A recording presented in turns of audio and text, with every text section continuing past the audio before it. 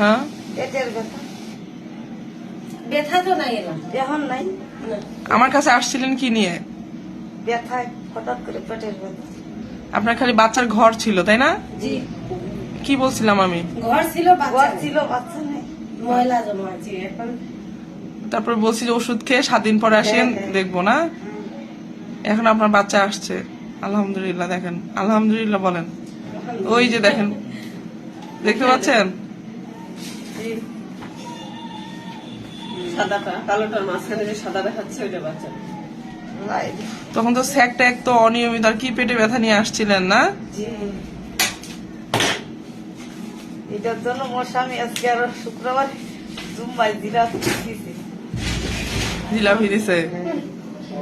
ওরে সমস্যা তার আল্লাহ। আমি আপনাকে বলছি না যে আগে আমি বাচ্চা নষ্ট করার ওষুধ দিব না, আগে 1 সপ্তাহ দেখবো তারপরে